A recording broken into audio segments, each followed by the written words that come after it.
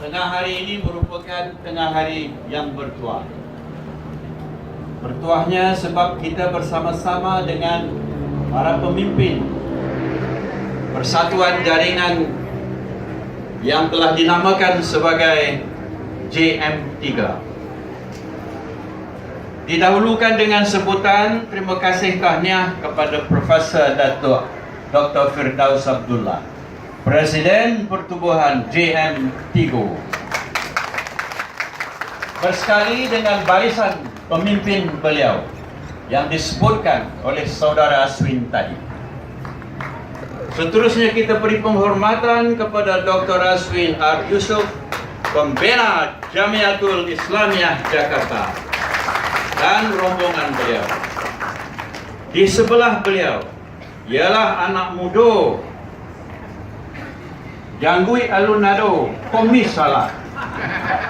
Beliau namanya Bapak Burmalis Ilyas. Tagaknya tagak tinggi, lataknya sebapik mungkin. Kalau nak minta pitih, minta lagi, tapi jangan lain sekali. Saya ucapkan terima kasih kepada Saudara Datuk Izzat yang sama-sama pada petang ini. Tolong diri tu, ikut orang awak Bukit Tinggi loh. Roman beliau Cando Bulando. Tapi ini orang awak. Entah malam nama nang kanai besok nak tahu dan. Kita pada petang tu jangan bersusah hati benar. Lapangkan dado, harangkan pencalian. Makan apa nang ada, jangan ditinggalkan. Saudara-saudari yang dikasihi sekalian, di saat ini persimpangan di dalam pemikiran saya ialah kau mengecek cara awak atau mengecek cara orang jauh, ataupun mengecek cara awak ataupun setengah balik setengah hula. Cara awak tu apa? Mantap. Yo Pak, nang katanya lata danga dia awak nang di sini tu adalah hanya tarik kalah. Jadi patang kau terasa dia awak bawa sukitonyo di ujung depan kah. Letaknya juadah nang ngado di tengah. Apa jo nang ngado harigo kita jual. Jangan inyo masak setengah. Jadi dalam keadaan sedemikian, rangsangan yang perlu kita berikan ialah tapuak sakwek-kwek nang buliah kepada para pemimpin kita yang ada pada hari. Yo bako ambo ngecek cando tu.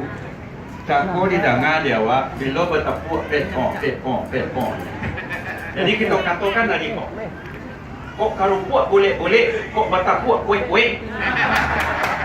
Jadi itu semangat kita. Dikatakan semangat universal, semangat sejagat kita. Jadi yang boleh diajak kembali untuk memberi sepatah dua. Jadi kalau orang Melayu kita ataupun orang awak di Sebarang, kalau sepatah dua nang eloknya terima kasih, berhenti lah. Ya sepatah dua, tak banyak dah ya.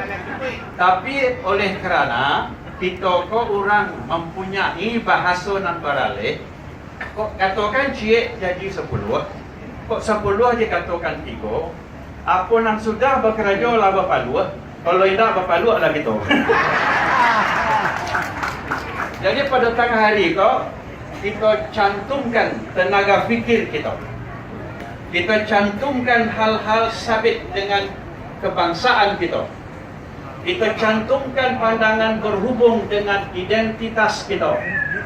Kita cari jalan bagaimana dunia Minang itu dapat diiktiraf oleh dunia sebagai orang yang berfikir, orang yang berentrepreneural, Pak kata Datuk Firdaus cakap, dan orang yang boleh salingkar alam pandangannya dan sekitar kampung kebijaksanaan masing. Hidup Minang. Hadirin.